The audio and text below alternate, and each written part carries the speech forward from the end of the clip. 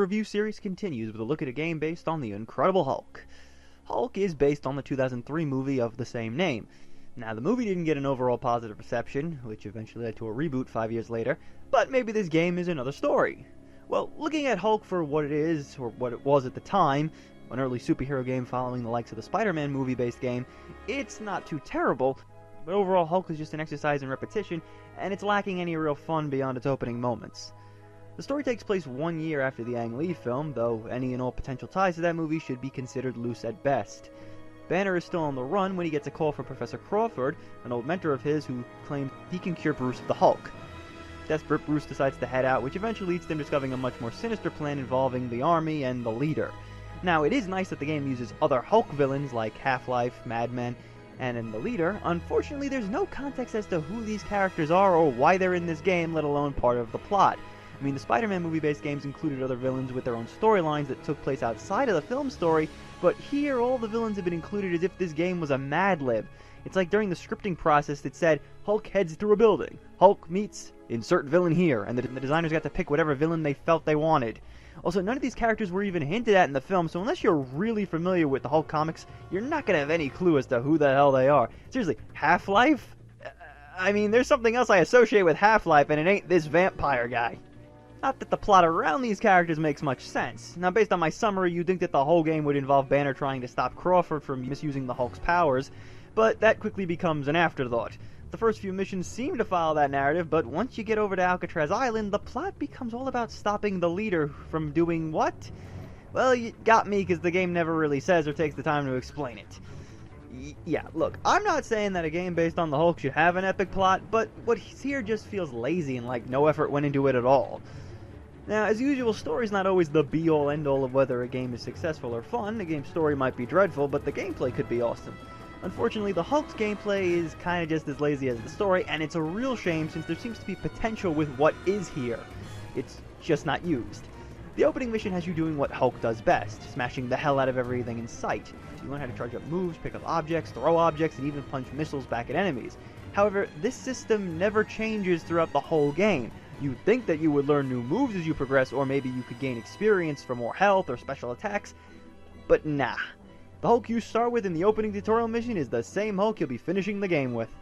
And what makes this worse is that enemies start off pretty basic, you know, your standard soldiers and whatnot, but then they get upgrades as the game moves on. I mean, the soldiers end up getting shields, the gamma monsters start coming out with guns and stuff. I mean, you feel completely overpowered by some of these later enemies, and this is not really a feeling you should get when you're playing a game as the friggin' Hulk. I mean, you rely on the same sets of moves over and over again, and there's really only 4 types of moves you can use. There's your standard punch, the charge version of that, a clapping motion that you can charge up, and an aerial attack. You can pick up enemies too, but that's about it. The game thankfully rarely forces you to fight enemies in order to move on, so you can usually just run away, and you will since fighting gets so boring after a few missions. Aside from playing as the Hulk, you get to control Bruce as well. His missions are based more around stealth, though his missions mostly exist to try and break up the repetitive combat that you'll be doing as the Hulk.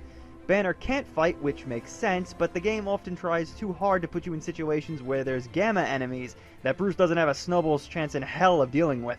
I mean, it's not that bad in the early levels when you just gotta avoid soldiers and cameras, but once the gamma monsters start getting lined up in the corridors, it's a pain in the ass to move around. Also, there's one mission where Bruce puts on a soldier's uniform to move around a base, but if you get too close to anyone, it's basically game over. So, I mean, what was the point of wearing the outfit? I might as well just be walking around in my Hulk ripped jeans at that point. The final part to the Banner levels is a terminal minigame, and the terminals have you swapping numbers and letters around until they match, though there's really no skill here, and the most annoying thing about this is how Bruce has to explain to you what to do on every single terminal in the game, from the beginning to the very last one you hack. I've got to move the pairs of symbols until I get a matching series. I've got to move the pairs of symbols until I get a matching series.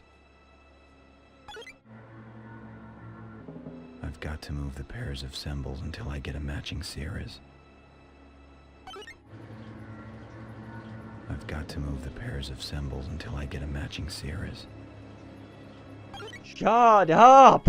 I've hacked about 20 of these things already. I know what I'm doing by now. The presentation is interesting, as the game has gone for kind of a shell-shaded look with a bit of realistic elements. The in-game graphics are alright, but the FMV cutscenes kinda look like the characters are made of melting wax, and they're not that great to look at, though it's expected since this game is over 10 years old. Levels have a lot of destructible parts, usually resulting in a ton of debris for you to pick up and throw. However, there's very little in the way of exploring. Levels will usually often split into two parts at a certain point, with one of those paths being the way to open up the other path so you can progress. Voice acting is alright, though there isn't much of it, and Eric Bana reprises his role from the film, though he kinda sounds like he's bored out of his mind. Overall, Hulk is a game that never really capitalizes on its true potential. There are interesting elements here, but none of them are expanded upon throughout the game, which makes the whole experience seem lacking. It can be fun to smash things up as the Hulk for the first few missions, but eventually fatigue's gonna set in, and you're gonna find that there's no more fun left to be had. The banner missions try hard to take you away from this repetition, but fail to do anything interesting to counterbalance this issue. Had the game had the Hulk learn new moves, and the banner missions were either more engaging or just removed, then the Hulk would have probably been a lot more like the Spider-Man based movie game. It wouldn't be the greatest thing ever, but at least it could have had the honor of being a decent movie-based tie-in. Well, the Marvel Review series has to continue onwards, but don't worry, we'll be seeing more of the Hulk soon enough. But check back in next time when we look at X-Men 2: Wolverine's Revenge.